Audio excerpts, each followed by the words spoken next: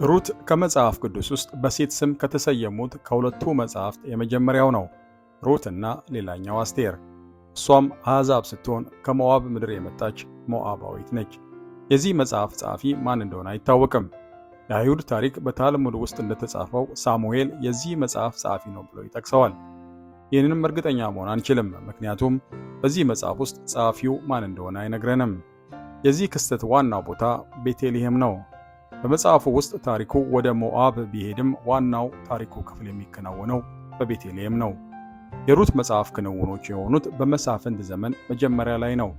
ይህም በምዕራፍ 1 ቁጥር 1 ላይ መሳፍንት ይፈርዱ በነበረ ጊዜ ይላል። የመጽሐፈ መሳፍንት ታሪካዊ ዘመን 400 ዓመታት ያክል የሚሸፍን ነው።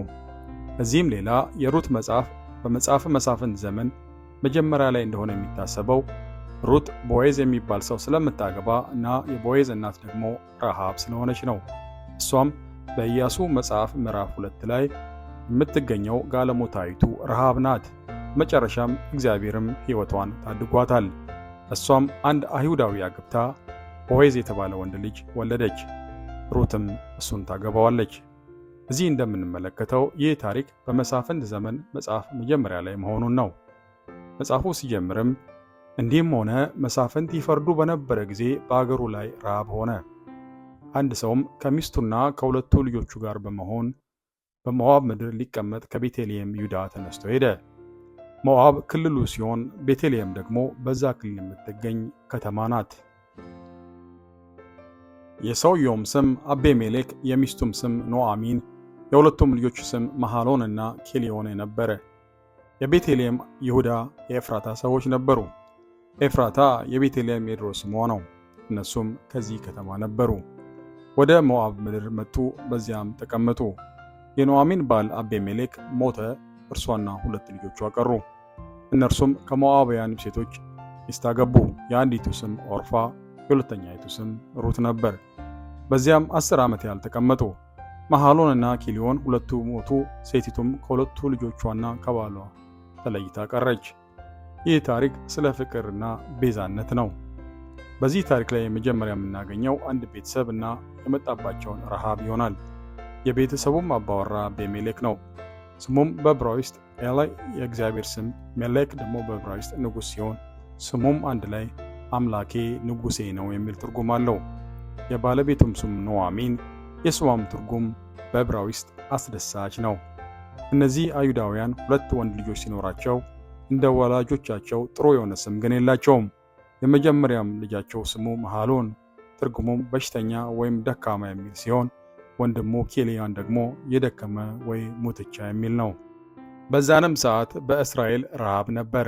ምዕራፉ ይህ ረሃብ ምን ያክል በአገሪቱ እንደቆየና ምን ያህል እንደተስፋፋ አይነግረንም። የሚነግረን ለዚህ ቤተሰብ ከባድ ጊዜን መፍጠሩ ነው። ይህን ረሃብ ለማምለጥ ሲሉም ወደ ሞዓብ ይሰደዳሉ። በአሁኑ ጊዜ ሞዓብ የሚባለው ዮርዳኖስ የሚባለው አገር ነው። ቤተልሔም ደግሞ ብዙ ስንዴ ስለሚበቅልባት የዳቦ አገር እየተባለች ትጠራ ነበር። የዳቦ አገር ላይ ረሃብ ሆነ። ይህም ቤተሰብ ረሃብ ስለተጎዳ ይህን ረሃብ ሊያመልጡ ወደ ሞዓብ ሸሹ። መጽሐፍ ቅዱስ እንደሚነግረን በእስራኤል ብዙውን ጊዜ ረሃብ የተከሰተው በተፈጥሮ ጉዳይ ሳይሆን እግዚአብሔር ሊያስተምራቸው ስለፈለገ እንደሆነ ነው። እግዚአብሔር ሲያዝንባቸው ረሃብን እንደ ማስተማሪያ ይጠቀምባቸው ነበር። ትንቢተ ሕዝቅኤል 14:13 ላይ የሰው ልጅ ሆይ ምድር በማመፅ በእኔ ላይ ኃጢአት ስትሰራ እኔም እጄን ስዘረጋባት የእንጀራዋንም በትር ስሰብር ረሃብን ስሰድባት ሰውንና እንስሳውንም ከእርሷ ሳጠፋ ይላል። ይህም ቤተሰብ በረሃብ ምክንያት ለ10 ዓመት ተሰደዱ። በሞዓብም ሳሉም ሁለቱ ወንዶች ልጆች ሁለት ሞዓባውያን ሴቶችን አገቡ።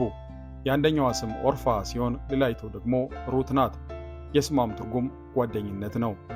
የሁለቱም ባሎች አባታቸው እንደሞተም እነሱም ብዙም ሳይቆዩ ይሞታሉ። በዚህም እነዚህ ሦስቱ ሴቶች ሁሉም ባሎቻቸውን በሞት ያጣሉ። ቁጥር 6 ላይ ኖአሚንም እግዚአብሔር የመጣችበትን አገር ቤተልሔምን ሕዝቡን እንደጎበኘና እንጀራም እንደሰጣቸው ስለሰማች ከሞዓብ ምድር ልትመለስ ከሁለቱ ምራቶቿ ጋር ተነሳች። እርሷም ከሁለቱ ምራቶቿ ጋር ከተቀመጠችበት ስፍራ ወጣች። ወደ ይሁዳም ምድር ሊመለሱ በመንገድ ሄዱ። ኖአሚንም ምራቶቿን ሂዱ፣ ወደ እናቶቻችሁም ቤት ተመለሱ፣ በእኔና በሞቱት እንዳደረጋችሁ እግዚአብሔር ቸርነት ያደርግላችሁ፣ እግዚአብሔር በየባላችሁ ቤት ዕረፍት ይስጣችሁ አለቻቸው። ሳመቻቸውም፣ ድምፃቸውንም ከፍ አድርገው አለቀሱ። እነርሱም ከአንቺ ጋር ወደ ሕዝብሽ እንመለሳለን አሏት። የእነሱ አገር ሞዓብ፣ ሊሄዱ የፈለጉበት ደግሞ ወደ ቤተልሔም። የቀረውን የዚህን ቤተሰብ ታሪክ በሚቀጥለው ፕሮግራማችን ላይ እናቀርባለን። ተባረኩ።